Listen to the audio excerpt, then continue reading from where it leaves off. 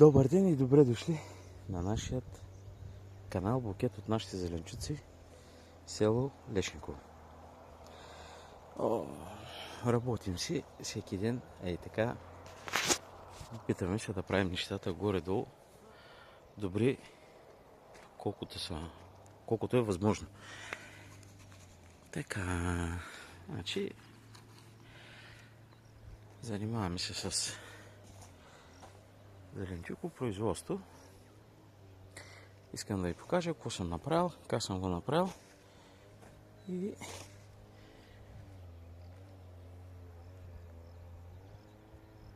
да го кача в канала, нашия канал, да се вижда, да се знае.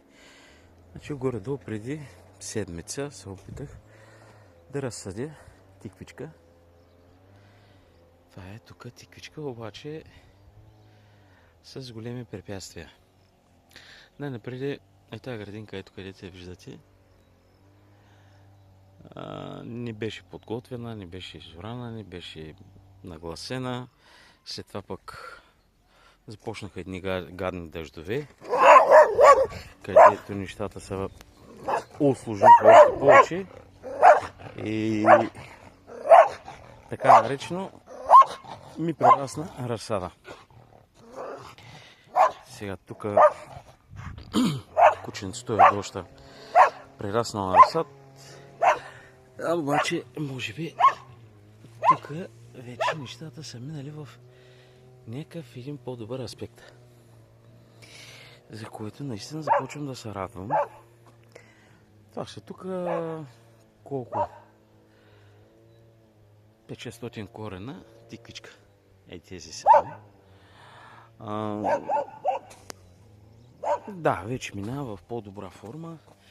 Тук също е по-добре. Изгорелите листа, прераснал разсад, цветове без листа. Ще проследим развитието на тази тиквичка. Нашата тиквичка. Така, да. Вече има някакви наистина много по-добри корени. Имаше акари, имаше въшки, имаше какво ли не, но даже бих казал, че доста добре изглежда вече. Така, а пък това е тиквичка, обикновена, бяла. Искам да кажа фирмата, обаче няма да си го позволя. Марката, нали, не искам да ви казвам тези неща. А тук ми остана този мулч. Този мулч трябва да гледаме, да. Трябва да гледаме. Да остана ми този мулч празен и реших да насея семки. От тук даже вече и тревичката е почнала да излиза. Семки от друга тиквичка. Оказа се, че доста добре покълна. Тук там някъде не е излезнала, ама рисковете на нашата професия. Тиквичка черна. Как и е името, също не знам. Къде? Тиквичка черна красавица. Така. Да я покажа. Така. Къде е излезнала, къде не е излезнала. И тук горе-долу да завършим реда с едно людо пеперче. Шипка там, точно каква е, не знам. Ще видим повече. Също така прераснала разсад. Обаче замяна на това пък имаме после два мулча от двата края с патладжан. Предполагам, че се вижда добре. Не бързам. Също гледам през телефона. На много хора казвам, когато снимате, гледате през телефона, какво се случва, какво снимате и къде вървите. Да кажем, че нещата вече са доста по-добре. Така, този патладжан и този до половината някъде, значи тези двата мулча, този тук и този тук е черен патладжан арагон. Всъщност, да, тези двата арагон, а тук този, нали, де факто стават вече 3 реда, 3 мулча. с някакъв си шарен, такъв бяло, червено, розово, така нататък. Не знам точно как му е името, шарен патлажан. А тук имам някаква друга чушка, сега тая. Капия, севрия, златия медал. Ай така си сеем всичко, защото нали, това си е тук с Бирштайн, който си ни е останала разсада от нашето производство на разсади. И си го слагаме. Доста хубав разсад. Продавахме тази година. И така, от тук нататък вече започваме с краставичката. Имам тук един му отпуснат малко по-рана. Т.е. това, което ми артиса. Малко трудно ще се фане, но като гледам вече и тук нещата започват добре. Почва да позеленява, почва там, където изгорява да преодолява. Така, краставичката мисля, че доста добре е почнала да се развива. Не е перфектна, но нищо перфектно няма на този свят. Все някъде, все някой има някакъв кахър. Значи, мулча празня, където ще разсаждаме и другите два мулча с краставичка. Около 100 коренчета краставица хваща наред. Само че, нали, то ще има и следващо видео, ще покажа как точно слагам коловете, тела, как го вързвам. Цялата конструкция ще ви покаже, ще видите. Ако някой има желанието, може да се възползва това, което е видял. И така. Но сега да поговорим за този уред. Нещо, което на мен ми е твърде лесно, твърде удобно и наистина става доста по-бързичко. Минал съм и съм маркирал дупчиците, където ще правя на по-голямата дупка. Значи, ето е дупчицата. Така, ето е дупчицата. С една арматура съм минал и съм направил. Следващата дупка, това е на горе-долу около 40 см. 40 см. Значи, колчето ми. Едно добро колче. Така, от една валка, направена с два перона. До сега ми вървеше водата. Капколото тук се вижда. Отдолу капколото се вижда. И просто много лекичко предупчвам, завъртвам. Нали, всеки както му е разсада. Моят разсад ще бъде с по-малки гнезденца. От 70 бройки. Нали, вече е твърде топло, разсада става по-бързо. Вънка времето е по-топло. И просто няма смисъл от това. Няма смисъл от това да правя по-големи гнезда, по-големи дупки и в общи линии така.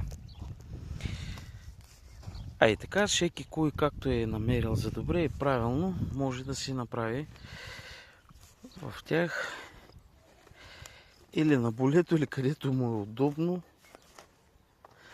да си работи по-лесно, по-точно и не толкова, както се казва, ангажиращо, с това да бъде всичко точно и перфектно. Когато си направиш нещата, всичко се получава в общи линии. В сегашното време, в нашия край, в нашия живот, в нашата България, да го кажем, образно казано, е доста интересен живот, няма да го казвам нито хубав, нито лош. Но пък край на краищата обичам да работя и наистина обичам да работя това, което искам аз. Сега някъде, както се вижда, ето къде е капколото, къде ми е дупката. Дупката ми е чисто суха, което това нещо после ще ме доведе до следващ по-голям проблем. Но, какво да правим? Не може да няма проблеми, винаги има проблеми. Така че, някъде ще бъде по-добре, някъде ще бъде по-зле. Навсякъде нещата са почти еднакви. Продължаваме нататък да правим дупките. След като направя тези дупки, ще ви покажа как съм направил и тук дупката няма да я правим така. Тук ще се преместим после и тук, което ще видим как ще се случат, по какъв начин ще се случат нещата. Сега да сложим ето тук това нещо. Добре. Значи следващото нещо, което съм общи линии опитал да направя, това е диня. Някаква си. Изобщо не знам каква е. Просто комшията ми прави разсад, присадка някаква и така нататък, четем подобни неща.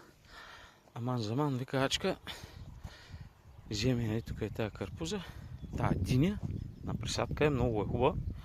Само гледайте какво става, ще просъдим и нейното развитие. Така, около 40 корена. Диня. И вика има около 30 корена останал пъпеш. Което сега ще видим и това пъпеш тук какъв е. Нали? Как стоят нещата с него, какво е, що е. Тук ще трябва да махна ето някой, ако има любопитство, все малко ще обясня. Как точно ще процедирам, как процедирам. Къде пъпеш е направен. Обикновен пъпеш. Какво беше? Кихлибар. Шива излъжа, не знам. Сорта не знам, това ми е от комшията. До края на мулча. Около 32-34 корена са. Имаме пъпеш горе-долу, да се надяваме август месец. Може би по-рано да откъснем. И дине и пъпеш. Така.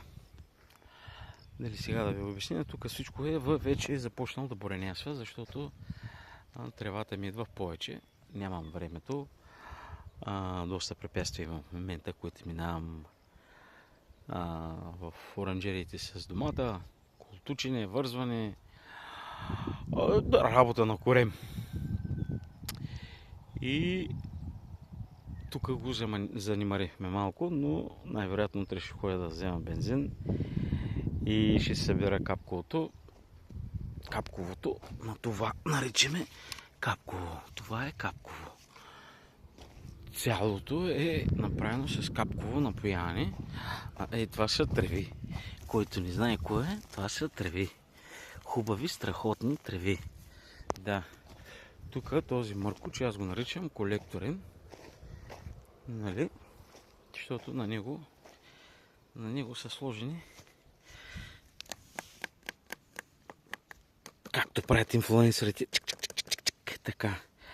На него са сложени кранчетата. И затова го наричам колекторен, защото всичко върви по него, водата върви по него. И така, тук нещата вече са доста буренясани. И доста трева. Да, ще преместя капковото и ще го врезувам на ново, за да може да евентуално, ако ми се наложи, не че ако ми се наложи, то ми се налага пак да мулчирам и ще трябва да мулчирам това тук всичкото, за да може да пуснем следващите реколти, които ще ги съдим. Сега вече това е под въпрос, все още не съм решил какво да се е. И така. Мога да ви кажа, чао за сега. Това е от нас. Букет от нашите зеленчуци. Да се надяваме, че видеото ви е харесало. И абонирайте се, задавайте въпроси, харесвайте, коментирайте, кой каквото си иска това да прави. Ще съм благодарен, ако подкрепите канала ми. Естествено, че се опитаме да правя почти всеки ден по някакво друго видео. Чао, до следващия път!